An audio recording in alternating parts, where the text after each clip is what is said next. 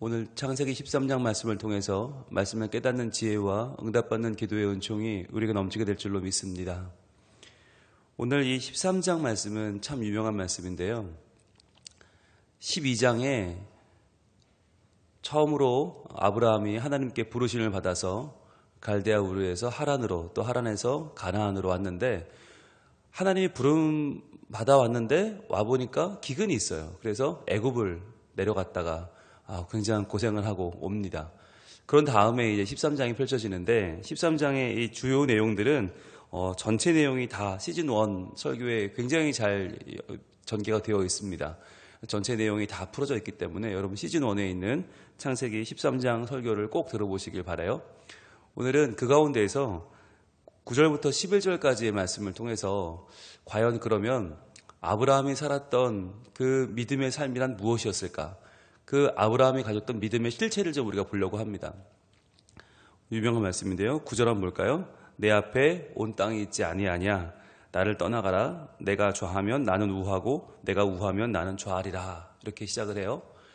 우리는 이 본문을 보면서 참 선택의 문제, 선택의 상황 속에서 따라야 될 본문이다라고 많이들 이야기를 합니다. 그래서 선택을 할 때 우리가 욕심을 내지 말고, 아브라함과 롯이라고 하는 그 사이에 아브라함은 삼촌이고 롯은 조카인데 삼촌이 조카에게 먼저 양보하고 있지 않냐. 그러니까 넓은 마음으로 양보하고 살아라. 욕심내지 말고 서로 관계를 중심으로 살아라. 이런 식으로 본문을 많이 해석하고는 합니다. 그렇게 또 이해하고 하고요.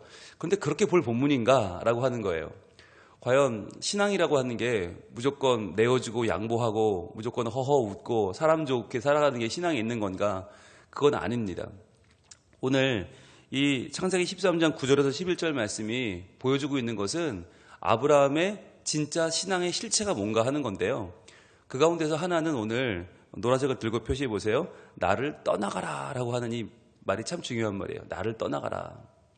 우리는 네가 좌하면 내가 우하고 네가 우하면 내가 좌하리라. 이것도 우리 중요하게 생각하지만 그보다 더 중요한 문제는, 여러분, 사람 좋게 사는 게 다가 아니고요.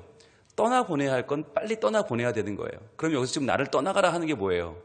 롯이에요. 롯이라고 하는 조카예요. 여러분, 아브라함에게 떠나보내야 할 것이 있었어요. 그게 뭐였냐? 조카였어요. 왜였을까요? 여러분, 아브라함이 처음에 갈대아우를 떠나서 하란에 왔을 때 하란이라는 도시에서 자기 형 하란이 죽어요. 그러니까 하란은 지명 이름이기도 하고 사람 이름이기도 한데, 아브라함의 아버지 데라가 낳은 두 명의 아들, 이 하란과 아브라함 가운데 형이 하란인데, 형이 죽으면서 남겨놓은 조카가 롯이거든요. 근데 그 롯을 아브라함이 꼭 데리고 다니는 거예요. 그 하란에서 가나안 올 때도 롯을 데리고 오고, 또 그 롯을 여기서 또 애굽 내려갈 때도 데리고 갔다가 또 데리고 올라오거든요. 그러니까 어디를 가든 자식처럼 여기고 데려가고 다니는 사람이 누구냐? 롯이에요. 그런데 우리가 알 수 있는 것은 아브라함이 아이가 없잖아요. 사라는 아이를 낳을 수 없는 여인이에요. 그러니까 애치당초 내 핏줄은 못 낳으니까 어떻게 해요? 먼저 죽은 형의 아들을 자기 자식처럼 데리고 다닌 거예요.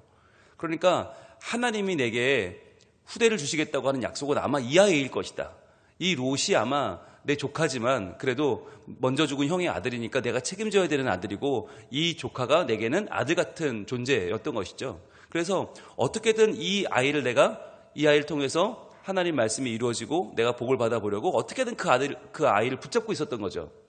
그런데 그 아이를 놓아주는 사건이 벌어집니다. 그게 바로 오늘 13장 9절 말씀인데요. 나를 떠나가라. 왜 이 마음이 생겼을까요?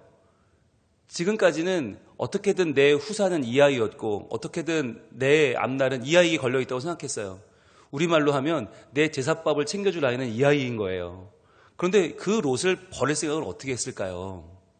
바로 그것이 창세기 12장에 애굽에 내려갔던 경험 때문이죠. 애굽에 내려갔다가 아브라함이 어떤 일을 겪어요? 자기 아내 사라가 너무 이쁘니까 사람들이 자기를 죽이고 아내를 뺏어갈까 봐 자기 아내를 누이라고 하죠. 그런데 정말 뺏어가요. 누가요? 바로 왕이요. 애굽의 최고의 권력자 바로 왕이 자기 아내를 뺏어갑니다. 그런데 그랬다가 하나님이 그 바로를 치시죠.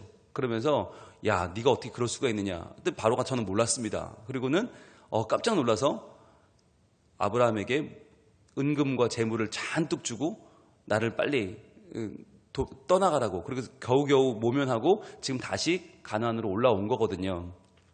여러분, 그 일을 겪으면서 아브라함은 무엇을 깨달았을까요? 내 거짓말로, 내 한치의 이 새치 혀로 내 가족을 지킬 수 있는 게 아니구나. 내가 아내를 지키겠다고 거짓말한 것이 한 바로의 집안을 망하게 할 뻔했고, 바로의 집안이 망하면 애굽이 망하는 거 아니에요. 한 나라를 멸망시키게 만들 뻔한 거예요. 자기의 거짓말이 말이죠. 내가 내 가족을 지키겠다고 한 행위가 결국은 어마어마한 피해를 줄 뻔했고, 그것은 또 결국 하나님의 이름을 모욕되게 만들 뻔한 어마어마한 잘못을 저지르고 지금 돌아온 거 아니에요. 그리고 나서 아브라함은 깨닫는 것입니다. 내 앞날은 내가 지키는 게 아니구나. 내가 뭔가 방법을 찾는다고 해서, 내가 얕은 수를 쓴다고 해서 내 앞날이 보장되는 것이 아니구나. 그걸 깨달은 것이죠. 그래서 그는 하나님에 대한 정말 신뢰하는 마음을 가지게 된 거예요. 하나님은 나를 보고 계시고, 하나님 나를 지켜주시고, 하나님을 의지하는 것 외에는 내가 내 앞날이, 또 내 후사가 열리는 길은 없겠구나. 그래서 이제 그가 인간적으로 붙잡고 있었던 그의 인간적인 소망인 롯을 포기한 겁니다. 나를 떠나가라 라고 놓아주게 된 것이죠. 여러분, 그리고 생각해 보시면 자식이 없는 아브라함이 붙잡을 게 뭐였을까? 조카도 조카지만 재산이지 않았겠어요? 조카가 가지고 있는 그 재산도 본인에게는 얼마나 큰 위로가 됐겠어요? 그러니까 족장이 2명이면 그 족장에 따른 목자들이 있을 것이고, 목자들이 이끄는 양이 있을 것이고, 소가 있을 것이고, 그 재산이 얼마나 많았겠어요. 그런데 그 재산을 지금까지는 의지하고 살았었는데 이제 그 재산이 싫어지기 시작한 것입니다. 여러분, 지금 네가 좌하면 내가 우하겠다, 내가 우하면 내가 좌하겠다, 여러분, 이 말은 뭐예요? 어디를 선택하든 상관없다는 거 아니에요. 여러분, 이게 어떤 마음이냐면 더 이상 재산을 의지하지 않겠다는 마음이에요. 여러분, 분명히 나은 땅이 있어요. 못한 땅이 있어요. 더 나았고 못한 땅이 분명히 있을 텐데 내가 못한 땅을 가도 괜찮다라는 마음은 어떤 마음이냐면, 여러분, 오늘 13장 2절 말씀 한번 볼까요? 13장 2절, 1절부터 볼게요. 1절과 2절 두 절을 볼게요.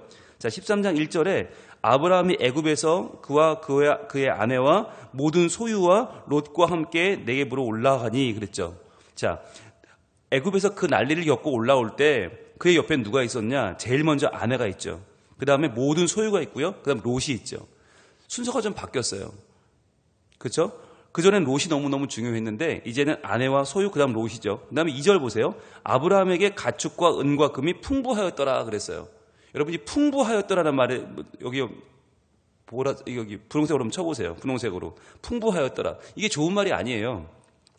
2절에 아브라함과 가축과 은과 금이 풍부했다는 말은 이게 무슨 말이냐? 감당하기 어려웠다는 말이에요. 버거웠다는 말이에요. 너무너무 무거웠다는 말이에요. 여러분, 여기 쓰인 카보드라는 단어는 보통 하나님의 영광을 나타내는 말인데 너무너무 무겁다라는 뜻이거든요. 그런데 이 2절에 은과 금이 풍부하였다라고 하는 말은 감당할 수 없게 무거웠다는 말이에요. 그 전까지는 여러분 어떻게 살았어요? 아브라함이 은과 금이 많으면 좋았어요. 은과 금이 많으면 행복하고 그게 자기 인생의 목적이었던 사람이에요. 그런데 이제는요, 은과 금이 풍부하다, 너무 무거워서 감당할 수가 없다. 이제 은과 금이 버거운 삶이 된 거예요. 내게 물질이 내게 이 기쁨을 주는 게 아니고 물질이 내 목적이 될 수가 없구나라는 걸 지금 깨닫고 애굽에서 돌아온 거예요. 그렇기 때문에 그는 오늘 9절의 말을 하고 있는 거예요. 네가 나를 떠나가도 좋다. 롯이 나를 떠나가도 좋고 롯의 재산이 나를 떠나가도 좋다는 거예요. 나는 이제 내 재산이나 내 조카를 의지하고 살지 않겠다는 거죠. 온전히 하나님께서 내게 약속하신 그 약속을 믿고 살겠다고 지금 이야기하는 거예요. 자, 그런데 10절입니다. 그런데 롯은 어떻게 합니까? 이에 롯이 눈을 들어 요단 지역을 바라본즉 그랬어요. 자, 여전히 롯은 뭘 보고 있어요? 눈을 들어 요단 지역을 바라봅니다. 땅을 바라봅니다. 소알까지 온 땅에 물이 넉넉하니 여호와께서 소돔과 고모라를 멸하기 전이었으므로 여호와의 동산 같고 애굽 땅과 같았더라. 여러분, 노란색을 들고 표시해 보세요. 애굽 땅과 같았다. 이것이 롯에게는 굉장히 좋은 이야기였어요. 그런데 실제로는 어땠어요? 실제로는 그가 애굽까지 갔다 왔는데 배운 것이 없었다라는 뜻이에요. 여러분, 아브라함은 애굽을 다녀오면서 뭘 가지게 됐어요? 핏줄이 더 이상 내 희망이 아니구나. 더 이상 내 얕은 수가 통하지 않구나. 물질이 내게 소망이 되지 않는구나를 깨닫고 왔어요. 그러니까 애굽까지 갔다 오는 동안 아브라함은 그만큼 성숙하고 성장해서 돌아온 거예요. 그런데 롯은 어땠어요? 성장이 없었어요. 여전히 애굽 땅과 같은 그 땅을 좋게 보는 사람이었어요. 즉 애굽까지 갔다 왔지만 롯은 믿음의 성숙이 없었어요. 여러분, 이게 참 중요한 건데, 똑같은 일을 만난다고 해서, 똑같은 일을 당한다고 해서 반응이 똑같이 나오지는 않아요. 어떤 사람은 그 일을 통해서 신앙이 성장하고 하나님께 더 가까이 나아가는 사람이 있는가 하면, 어떤 사람은 똑같은 일을 겪어도 전혀 달라지지 않을 수 있다. 그러니까 우리가 기도의 제목은, 하나님, 제가 험한 일 당하지 않고 좋은 일만 당하게 해주세요가 아니라, 내가 어떤 일을 당하든지 그 일을 통해서 하나님을 알고 만나고 내 신앙이 자라게 해주세요. 이게 또 기도가 돼야 되는 거예요. 어떤 일을 만나도 그 일이 내게 어떤 영향을 주느냐는 다르거든요. 자, 그러면 11절입니다. 그러므로 롯이 요단 온 지역을 택하고 동으로 옮기니 그들이 서로 떠난지라 그랬어요. 여러분, 여기서 노란색 드시고 그들이 서로 떠난지라 표시해 보세요. 자, 9절에 나를 떠나가라 연결해 보세요. 9절에 나를 떠나가라, 그리고 11절에 그들이 서로 떠난지라. 지금 이 13장의 핵심은 떠났다는 것입니다. 이 13장의 핵심은 이 아브라함이 양보했다는 게 아니고요, 떠났다고 하는 것이에요. 하나님은 지금 아브라함에게서 롯을 떠나가게 하고 계십니다. 왜? 롯이 붙어있는 한 아브라함은 롯에게 소망을 둘 것이기 때문이죠. 여러분, 이것이 참 중요합니다. 하나님이 왜 나를 못 살게 구시는가 하는 분들이 있어요. 왜 하나님이 우리 집에 돈이 있는 꼴을 못 보시는가? 왜 하나님이 나한테는 이렇게 어려운 길 가게 하시는가? 여러분, 하나님이 못돼서 그런 게 아니고요, 우리가 하나님 아닌 것을 너무 붙잡고 있어요. 그러면 우리가 하나님을 바라볼 수가 없고요, 우리는 믿음의 조상이 될 수가 없어요. 그게 내 인생의 다가 되는 거예요. 그걸 아브라함이 애굽에서 자기 아내에 대한 집착을 가졌다가 온 나라가 망할 뻔한 경험을 하고 나서 깨달은 거예요. 아브라함이 더 이상은 내 욕심이 내 인생을 좌우하게 놔둬서는 안 되겠구나. 하나님이 그것을 아브라함이 깨닫게 하신 뒤에 그에게서 이 롯을 떠나가게 하신 것이죠. 서로 떠나게 된 것이죠. 여러분, 그렇다면 여기서 아브라함이 롯을 떠나보낼 수 있는 이유는 무엇입니까? 좌든 우든 네가 선택해라, 남은 건 내가 할게 할 수 있는 이유는 무엇입니까? 여러분, 여기서 아주 제일 중요한 것은 뭐냐면, 하나님은 좌에 계십니까? 우에 계십니까? 하나님은 좋은 땅에 계십니까? 나쁜 땅에 계십니까? 여러분, 여기서 이 본문이 선택에 대한 이게 주는 지혜가 아닌 이유는, 우리가 좋은 땅 고르기가 우리 인생의 목표가 아니기 때문이에요. 하나님은 좋은 땅에 계시지 않아요. 그럼 하나님은 나쁜 땅에 계시냐? 나쁜 땅에 계시지도 않아요. 그럼 하나님 어디 계세요? 어디 계세요? 하나님 좋은 땅에 계세요? 나쁜 땅에 계세요? 아니면 이런 땅에 계세요? 저런 땅에 계세요? 아니요, 하나님은 그런 땅에 계시지 않아요. 그럼 어디 계세요? 하나님은 나와 함께 계세요. 여러분, 이게 신앙이에요. 신앙인의 자세는 뭐냐면, 하나님, 제가 이 회사 들어갈까요? 저 회사 들어갈까요? 어느 회사가 저한테 맞는 걸까요? 보여주세요. 여러분, 아무리 기도해도요, 하나님이 어느 회사를 가라라고 하지 않으세요. 애들이 항상 저한테 물어보는 건, 목사님, 저 어느 대학 가야 되나요? 이 대학 갈까요? 저 대학 갈까요? 물어봐요. 아무 상관없어요. 여러분, 어느 대학을 가면 어때요? 내가 중요한 거예요. 내가 하나님 형상이고, 내가 하나님 자녀고, 내가 하나님의 사람이에요. 그러면 내가 가는 그 자리가 하나님이 계신 자리가 되는 거예요. 사역지를 고를 때도 마찬가지예요. 많은 목사님들이 저는 볼 때는 좀 교만한 것 같아요. 아니, 일부러 큰 교회가 오면 오히려 외면하고 작은 교회로 가는 분들도 있어요. 그게 믿음의 선택인 것처럼. 여러분, 그것도 잘못된 거예요. 내가 생각할 때는 작은 교회에 하나님 계시다, 어려운 데 하나님 계시다, 오지에 하나님 계신다. 여러분, 그것도 교만이에요. 그것도 착각이에요. 왜 하나님이 오지에 계세요? 어떤 분들은 어떻게 하면 더 큰 도시에, 큰 교회에, 어찌 보면 사람들이 많은 곳에 가려고 노력하는 분도 있어요. 그것도 잘못된 거죠. 하나님이 큰 교회만 계세요? 도시에만 계세요? 그렇지 않아요. 여러분, 어디든지 관계없어요. 어디든. 여러분이 무엇을 하시든 어디를 가시든 여러분, 그것 때문에 고민할 필요가 없어요. 왜? 하나님은 어디에만 계신 분이 아니기 때문이에요.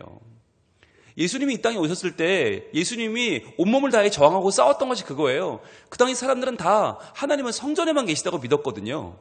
그러니까 성전이 아니면 하나님이 안 계시고, 성전 외의 곳은 다 추하고 더럽고 부정하고 성전만 정결하고 거룩하다고 생각했기 때문에 사람들이 성전으로 몰려서 성전이 그만큼 돈과 권력이 모이는 정치와 인간의 모든 더러운 것들이 몰리는 자리가 되었어요. 예수님은 그것을 들어 엎으셨잖아요. 모든 권력과 돈의 중심인 성전을 들어 엎으시고, 이게 뭐하는 짓이냐 지금. 이 성전이 어디라고요? 만민의 기도하는 집이 아니냐. 여러분, 만민의 기도하는 집이 성전뿐일까요? 그렇지 않아요. 모든 집과 모든 일터와 모든 삶의 자리는 다 만민의 기도하는 자리 아닙니까? 여러분, 예수님이 그것과 싸우셨어요. 그런데 우리는 아직도 내가 어디를 가는 것이 하나님의 뜻일까를 계속 물어요. 여러분, 우리가 어디를 가는 게 하나님의 뜻이에요? 그런 뜻은 없어요. 어디를 가든지 내가 하나님과 함께 있는 그 자리가 하나님의 뜻이에요. 왜? 하나님은 만물의 주인이시고 창조주시고, 하나님은 모든 일을 섭리하시고, 또 무엇보다 중요한 건 그분은 우리의 아버지이기 때문이에요. 아버지는 아들에 대해서 책임감이 있습니다. 여러분, 하나님이 우리 할아버지가 아닌 게 얼마나 다행인지 아세요? 할아버지는요, 손주를 이뻐만 하면 돼요. 이뻐하면 되지 책임이 없어요. 그런데 아버지는 책임이 있어요. 그래서 아버지는 아들을 좀 덜 이뻐하더라도 어떻게든 그 아이를 사람 만들 책임이 있기 때문에 그 아이를 포기할 수 없어요. 끝까지 따라가요. 하나님이 그런 분이세요. 그래서 우리가 지금 이 아브라함이 네가 어디를 택하든 나는 상관없다고 하는 말은 그의 마음이 하나님께로만 향해 있기 때문이에요. 그래서 어디를 가든지 하나님이 나와 함께 계시기 때문에 내가 가는 그곳이 하나님이 복 주시는 자리라고 이제는 믿게 된 거예요. 그곳이 내가 내 고향 친척 아비 집도 아니고 부유한 애굽도 아니고 어디에 있든지 하나님이 그 자리에 나와 함께 계셔 주시면 그 자리가 내게는 복이 있는 자리다. 여러분, 이것을 다윗이라고 하는 후대의 왕이자 목자이자 시인이었던 다윗이 깨닫습니다. 그리고 이렇게 고백을 한 적이 있어요. 시편 16편으로 한번 가볼게요. 시편 16편으로 가시면 그 유명한 시가 우리에게 주는 은혜가 있는데, 시편 16편에 다윗이 이렇게 고백을 합니다. 8절 볼게요. 시편 16편 8절, 구약 812쪽에 있습니다. 자, 같이 한번 읽어볼까요? 시작. 내가 여호와를 항상 내 앞에 모시며 그가 나의 오른쪽에 계심으로 내가 흔들리지 아니하리로다. 아멘. 여러분, 노란색 들고 표시해 보세요. 내가 여호와를 항상 내 앞에 모시며. 내 앞에 항상 하나님을 모신단 말이 뭐예요? 내가 가는 그 길에 하나님이 계신다는 거예요. 하나님 어디 계신 분인가? 내 앞에 계신다. 내가 한 걸음을 내딛는 그 자리가 하나님이 계신 자리라는 거예요. 즉 하나님은 그만큼 나와 친밀하시고 나와 동행해 주시고 나는 그분 앞에 살아갑니다 라고 하는 고백이에요. 이게 다윗의 고백인 거예요. 여러분, 이 고백이 어디서 왔나? 바로 오늘 창세기 13장 9절에 네가 어디를 택하든 나는 상관없다라고 하는 이 말이 뭐냐면, 내가 가는 그곳에 한 발 앞서서 하나님이 와 계시다는 고백인 거예요. 여러분, 이게 우리가 따라가야 될 인생의 선택의 문제에서의 가장 귀한 지혜입니다. 어디를 가야 됩니까? 어느 회사, 어느 학교, 어느 동네, 어느 집이 아니라 바로 내가 가는 그곳에 하나님 먼저 와 계신 거예요. 항상 내 앞에 모시며. 그랬더니 그가 나의 오른쪽에 계심으로 내가 흔들리지 않습니다. 그가 나의 오른쪽에 있다는 말은 뭐예요? 그가 나에게 힘이 되어주신다는 말이에요. 실질적인 힘이 되어주신다. 오른편이란 말은 능력의 자리거든요. 능력의 자리. 즉 그분이 나의 능력이 되시고 그분이 나의 도움이 되십니다라는 고백이에요. 즉 그분은 나의 앞에 친밀하게 먼저 와 계시고 그럼 나의 도움이 되시고 나를 실질적으로 도와주십니다. 그래서 내가 흔들리지 않습니다. 여러분, 이게 신앙의 고백입니다. 노란색으로 다 쳐보셔도 좋을 것 같아요. 지금 아브라함이 흔들리지 않는 이유. 아, 저게 동쪽으로 가면 어떡하지? 내가 서쪽 가면 안 되는데. 아, 저게 서쪽 가면 어떡하지? 나 동쪽 가면 안 되는데. 이게 흔들리는 삶을 살지 않는 이유가 뭐냐? 주님을 내 앞에 모셨기 때문이에요. 주님이 내 옆에 와 계시기 때문에, 날 도와주기 때문에 내가 어디를 가든 상관없는 거예요. 그래서 여러분, 이 마음을 가질 때에만 우리는요, 상대방을 원망하지 않을 수 있어요. 만약 이러지 않았다면 아브라함은 롯을 원망했을 거예요. 롯 저게 다 키워줬더니 어르신을 몰라보고 저 녀석이 욕심을 가지고 저렇게 나를 실망시킬 수가 있어? 좋은 땅을 지가 차지해? 어우 나쁜 놈. 여러분 이런 마음을 갖게 된다니까요. 우리가 흔들리게 된다니까요. 그러니까 겉으로는 야 네가 정해라고 해놓고도 속으로는 야 저게 설마 좋은 땅을 고르겠어? 나한테 좋은 땅 주겠지. 여러분 이게 인간적인 마음 아니에요. 흔들리는 마음 아니에요. 왜? 겉으로는 좋은 사람인 척했지만 속으로는 하나님을 의지하는 마음이 없으니까 그 마음 계속 흔들리는 거죠. 그런데 흔들리지 않는, 요동치지 않는 믿음은 어떤 것이냐? 바로 주님을 내 앞에 모시는 것이죠. 9절입니다. 이러므로 나의 마음이 기쁘고 나의 영도 즐거워하며 내 육체도 안전히 살리니. 자, 이러므로가 뭐예요? 주님을 내 앞에 모시니까 그때 비로소 내 마음도 기쁨이 찾아오고 나의 영도 즐거워하고 내 육체도 안전에 거할 것이다. 즉 마음과 영과 육체, 내 온 전인격적으로 전인적으로 모든 나라고 하는 사람이 평안을 누리는 이유는 뭐냐? 좋은 땅을 갖기 때문이 아니에요. 내 옆에 내 조카가 붙어있어 든든한 게 아니고요. 그의 물질이 나를 풍성하게 하는 게 아니고요. 하나님을 온전히 의지하고 내 앞에 모시는 그 마음 때문에 나에게는 마음도 영도 육체도 안전과 기쁨과 평강이 찾아오는 거죠. 자, 그런데 이것은요 단순한 내가 그냥 삶이 조금 편안하고 조금 살만하고 이 얘기가 아니에요. 여러분 그걸 초월하는 문제예요. 바로 10절입니다. 이는 왜냐하면이죠. 왜냐하면 주께서 내 영혼을 스올에 버리지 아니하시며 주의 거룩한 자를 멸망시키지 않으실 것임이니이다. 즉 하나님에 대한 믿음이 어디까지 가느냐? 그냥 내 삶에서 조금 부족함이 없던 정도가 아니고요. 내가 죽어도 삶을 초월해서 내 죽음도 스올에 버리지 않습니다. 스올은 음부죠. 지옥이죠. 하나님은 나를 지옥에 던지지 아니하시고 하나님의 거룩한 자, 즉 하나님의 자녀인 나를, 하나님의 형상인 나를 멸망에 내버려 두지 않으십니다 라고 고백하는 거예요.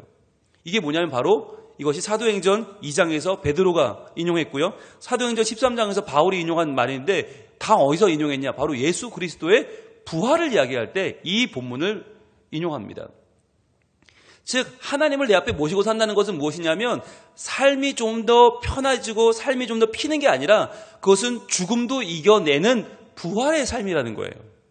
부활의 삶이다. 그러니까 내가 욕심을 버리고 조금 내가 남보다 좀 인자하게 살아야겠다가 아니라 주님을 의지한다는 것은 삶과 죽음을 초월하여 내가 이 땅의 멸망의 문제까지도 넘어서서 하나님이 주시는 진정한 생명인 부활을 누리며 살아간다고 하는 그 믿음의 고백이고 그 기대감이 바로 우리의 삶을 완전히 새롭게 하는 주님을 내 앞에 모시는 행위다라고 하는 것이죠. 그래서 이제부터 내 삶은 어떻게 살아가요? 11절입니다. 주께서 생명의 길을 내게 보이시리니 주의 앞에는 충만한 기쁨이 있고 주의 오른쪽에는 영원한 즐거움이 있나이다. 자, 노란색 뜨시고 주께서 생명의 길을 내게 보이시리니 이거예요. 내가 생명의 길을 찾는 게 아니에요. 오른쪽일까요? 왼쪽일까요? 하나님 저에게 알려주세요가 아니라 주님이 내게 보여주시는 그 길, 즉 내가 걸어가는 그 길이 주님이 보여주시는 생명의 길이 된다는 거죠. 내가 생명의 길을 고르는 게 아니고 하나님이 보여주신다. 하나님이 보여주시는 그 생명의 날은 언제예요? 생명의 날은 언제예요? 오늘입니다. 오늘 내가 살아가는 이 날이 하나님 보이시는 생명의 날이고, 그럼 주님이 보이시는 생명의 길은 어디예요? 내가 지금 서 있는 이 길이에요. 내가 오늘 서 있는 이 길이 생명의 길인 거예요. 여러분 제발 하나님께 마치 점치듯이 묻지 마세요. 하나님 길일이 언제입니까? 언제 이사해야 됩니까? 언제 내가 이 일을 행해야 됩니까? 묻지 마세요. 마치 하나님께 점치듯이 침 뱉어서 탁 치고 오른쪽이냐 왼쪽이냐 이런 거 하지 마세요. 내가 걷는 그 길이 생명의 길이에요. 여러분 하나님을 믿는다는 건 뭐냐면 하나님은 어디에만 계신 분도 아니고 어디에만 속한 분도 아니고 어디에만 복 주시는 분도 아니에요. 그분의 자녀인 내가 서 있는 그 자리가 하나님이 함께 하시는 자리요, 하나님 복 주시는 자리임을 믿고 오늘 여러분, 오늘 내가 서 있는 이곳, 여기 지금이 하나님 복 주시는 시간이요, 하나님 복 주시는 날이요, 하나님 복 주시는 길임을 믿으시길 바랍니다. 그렇게 내가 생명의 길을 주님 보이시는 그 길에 서 있고 그 길을 따라가기 때문에 주의 앞에는 충만한 기쁨이 있어요. 주의 앞이 어디예요? 내가 서 있는 여기예요. 내가 주님을 내 앞에 모셨잖아요. 그러니까 그 앞은 내가 있는 여기거든요. 여기는 충만한 기쁨이 있어요. 주의 앞에. 그러니까 나는 주님을 내 앞에 모시고 주님 앞에 내가 서 있어서 나는 충만한 기쁨을 누려요. 주의 오른쪽에는 영원한 즐거움이 있나이다. 주님이 내 오른쪽 계시거든요. 그분이 내 능력이 되시거든요. 그런데 그분의 오른쪽에는 영원한 즐거움이 있대요. 즉 그러니까 나는 주님을 내 앞에 모시고 그분 안에서 충만한 기쁨을 누리고 영원한 즐거움을 가지고 사는 것이죠. 영원한 즐거움이란 말은 생명을 초월하는 개념이고 부활의 개념이고 영생의 개념이죠. 이제 우리는 이 땅에서 조금 더 벌고 조금 더 내가 의지하고 살만한 사람을 찾는 것을 넘어서서 영원한 하나님의 도우심과 영원한 하나님의 함께 하시는 충만한 기쁨을 누리며 살겠다고 다짐하는 것입니다. 그것이 바로 오늘 다윗의 노래한 바로 그 내용이고 오늘 아브라함이 선택한 내용입니다. 그래서 아브라함의 선택은 바로 오늘 내가 조금 더 유익하고 조금 더 나은 선택을 하는 것이 아니라 하나님 안에서의 영원한 선택이라는 거예요. 지금 우리가 하는 선택은 지금 당장 나에게 조금 더 이익을 주는 것이 아니라 나의 영원한 삶을 바꾸는 선택이다. 그것이 바로 믿음입니다. 오늘 아브라함의 믿음의 실체는 뭐였어요? 바로 이 땅의 유익을 취하기보다 하나님을 의지하는 것. 그래서 하나님을 내 앞에 모시고 살아가는 것. 그분이 계시는 곳이 복된 곳이요. 그분이 걸어가는 길이 믿음의 길이고 생명의 길이요. 그분이 계시는 이 시간이 바로 생명의 시간임을 믿는 것입니다. 그렇게 될 때 우리는 동으로 가든 서로 가든 좌로 가든 우로 가든 관계없이 어디를 가든지 하나님 안에 복락을 누릴 수 있고 삶을 초월하여 죽음을 이기는 부활의 삶을 살 수 있는 것입니다. 여러분 이것을 분명하게 믿으시고 삶 가운데 선택 때문에 고민하지 마시고 어디를 가든지 우리와 동행하시는 하나님의 놀라우신 능력과 그분의 구원을 기쁘게 누리며 증거하며 살아가는 우리 성민가족들 다 될 수 있기를 축복합니다. 기도하겠습니다. 하나님, 오늘 아브라함은 참 통 커 보이는 결정을 합니다. 조카 롯에게 네가 정하면 내가 따르마, 네가 우하면 내가 좌하고 네가 좌하면 나는 우하겠다 말합니다. 그러나 이것은 인간적인 호탕함도 아니고 이것은 세상 거 다 필요 없다는 양비론도 아니고 이것은 하나님에 대한 전적인 믿음에서 나온 말임을 저희는 확인했습니다. 주님, 저희들 오늘 이 아브라함의 모습처럼 그리고 다윗이 고백했던 것처럼 오직 주님을 내 앞에 모시고 살아가는 오직 주님이 계신 이곳이 하나님 함께 하시는 구원의 길이요 생명의 길임을 믿고 저희들 하나님만 의지하고 살게 하여 주시옵소서.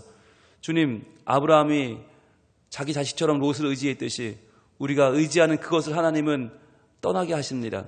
그것과 이제는 결별하고 하나님의 은혜만을 구하게 하십니다. 주님, 저희가 의지하고 있는 것을 내려놓고 스스로 떠나 하나님께로 향하는 삶이 되게 하여 주시옵소서. 그리하여 하나님이 주시는 영원한 기쁨과 영원한 복락을 누리는 자들이 되게 하시고 영원하신 하나님과 동행하며 주님을 기쁘시게 하는 믿음의 삶을 살게 하여 주시옵소서.